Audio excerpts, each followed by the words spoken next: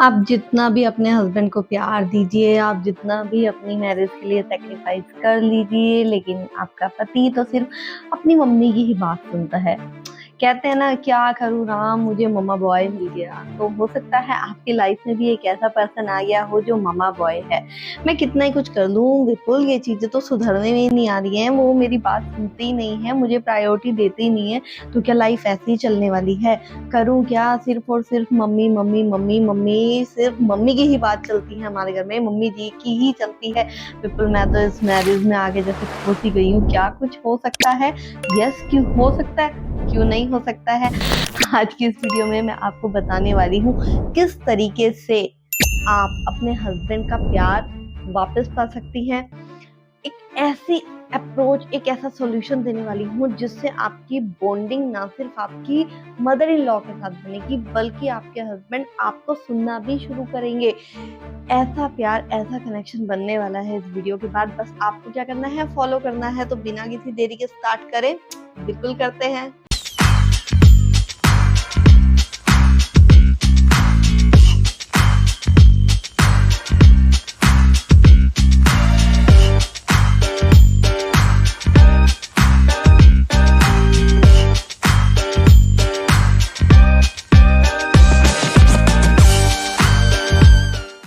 तो पहले ये समझते हैं कि ऐसा होता क्यों है। तो इसका पहला कारण होता है बचपन की कंडीशनिंग।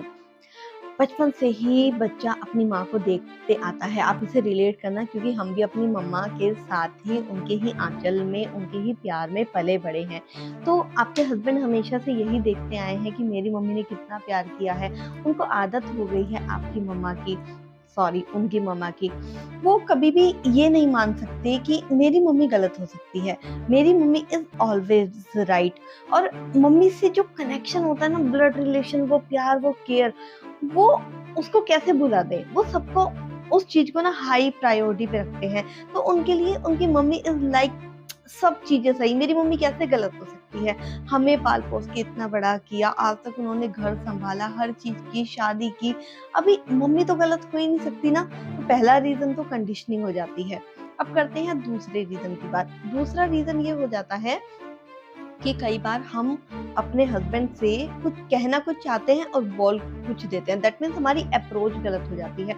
हम इस तरीके से बात करते हैं उनसे कि प्रॉब्लम की बजाय हम ये बताने लगते हैं कि आपकी मदर कितनी गलत है, जबकि वो ये सुन ही नहीं सकते कि मेरी मम्मी कितनी गलत है। तो कितनी बार हम ये बता देते हैं कि देखो आपकी मम्मी ने ये किया, देखो आपकी मम्मी वो कर रही है, ये कर रही है। एंड ही इज लाइक कि नहीं, मेरी मम्मी गलत नहीं हो सकती, मेरी मम्मी सही है, वो सही ही है। आप ही वो हो जो उनकी मम्मी को एक्सेप्ट नहीं कर रहे हो। क्योंकि सास बहू का रिश्ता आप बताओ ना, ज्यादा से ज्यादा जो कि सास बहू के रिश्ते पे होते हैं। सास बहू का रिश्ता रील में भी अच्छा नहीं दिखाया जाता, कहीं अच्छा नहीं दिखाया जाता। तो दिमाग में तो सबकी यही बैठी हुई है ना कि बहू सास की कभी हो ही नहीं सकती, चाहे आप कितना भी कुछ कर रहे हो। तो दूसरा, हमारा बात करने का, अप्रोच करने का तरीका गलत हो जाता है। और तीसरी अगर हम बात करें, यहाँ होता है इमोशनल अटैचमेंट एंड लॉयलिटी। एक बच्चे को लगता है, लाइक मतलब हमारे हस्बैंड को लगता है कि आज अगर मैं अपनी माँ के खिलाफ बोलूंगा, आज मैं अपनी माँ से दूर हो जाऊंगा या इस उम्र में उसका साथ छोड़ दूंगा, तो उसको गिल्ट आता है ना। एक गिल्ट आता है कि माँ ने आज तक इतने सेक्रीफाइस करके हमें बड़ा किया, प्यार किया, और आज वो टाइम है कि मैं अपनी वाइफ के लिए या फिर एक लेडी के कहने पे, क्योंकि अभी वो कनेक्शन हमारा बिल्ड नहीं हुआ ना जो हमारी वो बात सुन सके, तो मैं अपनी माँ को कैसे गलत कह दूं। एक इमोशनल कनेक्शन भी तो होता है, गिल्ट में जाना भी तो होता है, वो भी हम नहीं देख पाते। पर हमें बात ये करनी है, हमें देखना ये है कि किस तरीके से हम प्रॉब्लम का सॉल्यूशन ढूंढे। कहीं से कहीं तक एक बेटे को उसकी माँ से अलग करना सॉल्यूशन नहीं है।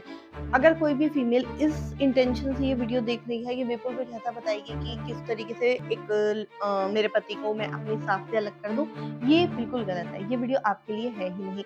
मैं आपको सॉल्यूशन देने वाली हूँ कि साथ रहते हुए आप अपने हस्बैंड से भी प्यार कैसे पाएं और उनके रिश्ते में भी कोई खराबी नहीं हो और आपका रिश्ता आपकी सास के साथ बहुत अच्छा हो जाए। तो चलो सॉल्यूशन की बात करते हैं अब। तो पहला तो देखो, जब हम शादी होके आते हैं, कहीं ना कहीं कहीं हमारे दिमाग में ये चीज़ होती है कि सास ऐसी ही होती है, सास के दिमाग में भी होता है कि बहू ऐसी होती है, तो किसी को तो ये बिलीफ तोड़ना है ना। तो एक जो होता है ना मम्मी जी, ठीक है, मुँह से मम्मी जी बोलिए लेकिन मन से उन्हें मम्मी मानिए, जैसे हम अपनी मम्मी को मानते हैं। क्या हमारी मम्मी हमारा कॉम्पिटिशन है? नहीं ना। फिर हम सास को अपना कॉम्पिटिशन बना देते हैं। वो क्या कर रही हैं, क्यों कर रही हैं, क्या चीज़ें कर रही हैं, उसके पीछे उनकी इंटेंशन क्या है, सही है, गलत है, हम सबकॉन्शियसली इसी तरीके से जज करते हैं। तो क्या आप उनकी मम्मी को अपनी मम्मी की तरह देख सकते हैं? क्या आप उनकी आदतों के, उनके बिहेवियर के पीछे उनके बेटे के लिए प्यार देख सकते हैं? देखो इसे ऐसे समझिए, एक माँ, अगर आप भी माँ हैं, है ना, मम्मी हैं, तो हम अपने बच्चों को शायद बेस्ट देते हैं। हम अपने आप को भुलाकर उनकी अपब्रिंगिंग करते हैं। हम कुछ नहीं खाएँगे बट अपने बच्चे को पहला निवाला देते हैं। तो आपकी सास के लिए भी उ और आपके हस्बैंड के लिए आपकी सास का प्यार वो सेम हुआ, शायद बढ़ के ही हुआ। क्योंकि उन्होंने भी तो अपनी सारी ज़िंदगी, अपना लाइफ़, अपना टाइम, अपनी एनर्जी, अपने इमोशंस अपने बेटे में इन्वेस्ट करे हैं। तो कहीं न कहीं थोड़ी-सी इनसिक्योरिटी उन्हें होती है कि बहू आएगी तो ऐसा ना हो घर में दीवार खड़ी कर दे, ऐसा ना हो कि वो मुझे अलग कर दे। तो अभी अलग तरीके से देखना है कि ये माँ-बेटे का प्यार है। मुझे इस माँ-बेटे के प्यार को ख़त्म नहीं करना, मुझे इस घर में अपनी जगह बनानी है। सास के और अपने पति के दिल में जगह बनानी है, तो यहाँ पे काम करना है सबसे पहले आपको। अब दूसरा ये है, आपको ये देखना है कि प्रॉब्लम क्या आ रही है। अगर आपकी सास से आपकी नहीं बन रही है, तो आपको सबसे पहले ये करना है, अपनी सास को समझते हुए सास के साथ रिश्ता सही करना है। उसे समझने की कोशिश करो कि उसके बिहेवियर के पीछे रीज़न क्या है। जिस दिन आपने अपनी सास से रिश्ता अच्छा बना लिया ना, आप यकीन नहीं करेंगी, आपके पति से आपका रिश्ता इतना खूबसूरत हो जाएगा, क्योंकि अब वो आपके अगेंस्ट नहीं होगी बल्कि आपकी सपोर्टर होगी।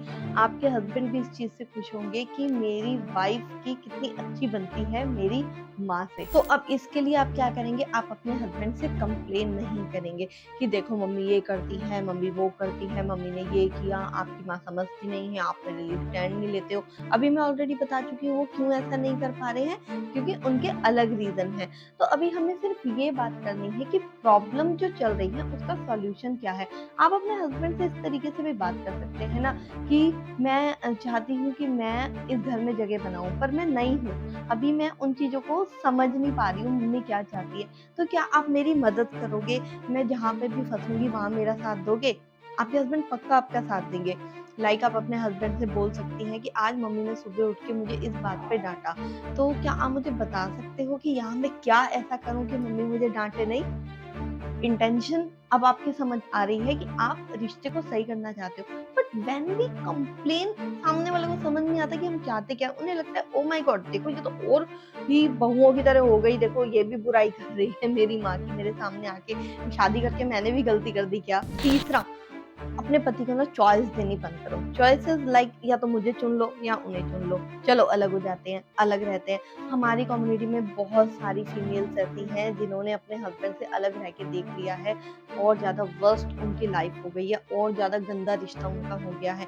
तो कोशिश कीजिए साथ रहकर ही रिश्ते को इम्प्रूव कीजिए। अपनी सास की छोटी-छोटी बात पे तारीफ कर सकते हैं, अपने सास के साथ टाइम स्पेंड कर सकते हैं। अगर आपकी सास ताने भी मार रही है तो आप बस ये बता सकते हैं कि मम्मी जी मुझे ये चीज़ हर्ट करती है, प्लीज़ आप मुझे प्यार से समझा दिया करो।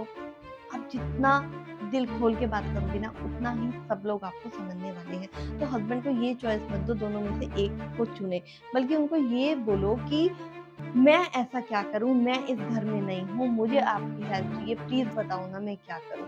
मैं नहीं चाहती कि आप मम्मी जी के पास जाके मेरी बात को रखो या शिकायत करो या मेरा स्टैंड लो, क्योंकि उधर मम्मी को भी गलत मैसेज हो जाएगा। लेकिन मुझे भी समझ नहीं आ रहा है मैं क्या करूँ, तो please can you help me and he will help you. और वो अब आपको नए तरीके से देखेंगे ना कि अपनी मम्मी के अगेंस्ट देखेंगे। देखो इस चीज़ को समझो कि आपके पति बाद में हैं, अपनी मम्मी के बेटे पहले हैं। तो वो दोनों ही रिश्तों को निभाना चाहते हैं, बट जब माँ बेटे की बात आती है, अगर आपसे भी मैं बात करूँ पेरेंट्स और पति में से किसे चुनना है, हम पेरेंट्स को ही चुनते हैं। ऐसा होता है, हमारा कनेक्शन हमारे माँ बाप के साथ बहुत बहुत ज़्यादा डीप होता है, जिसे तोड़ना इज लाइक पेनफुल, बट हम कभी नहीं चाहेंगे कि पति का उनके माँ बाप से रिश्ता टूटे। तो अगर वो एक बेटा है, अच्छा बेटा है, तो उसके अच्छे पति बनने के चांसेस भी बहुत ज़्यादा है। अगर वो अपनी माँ को रिस्पेक्ट करता है, तो आप ऐसे देखिए वो आपको भी रिस्पेक्ट करेगा, हर जगह रिस्पेक्ट करेगा। बट ये कनेक्शन जो है ना, इसे बनने में टाइम लगता है। ये कनेक्शन एक रात में नहीं बन जाता। इस कनेक्शन को बनने के लिए टाइम लगता है, मेहनत लगती है, एफर्ट लगते हैं, समझना होता है, समझाना होता है, बहुत सारी चीज़ें होती हैं। तो अभी कमेंट बॉक्स में जाके मुझे बताओ कि आप कौन-सी गलती को सही करने वाले हो, कौन-सी स्ट्रैटेजी अपनाने वाले हो। अगर आप मेरी प्यारी सी फैमिली बीएमसी फैमिली का हिस्सा नहीं है, तो चैनल को सब्सक्राइब करके इस फैमिली का हिस्सा बनिए और इस वीडियो को उनके साथ ज़रूर शेयर करिए, जिनकी अपनी सास से नहीं बनती या झगड़े रहते हैं और उस वजह से पति से कनेक्शन उनका धीरे-धीरे खत्म होता जा रहा है।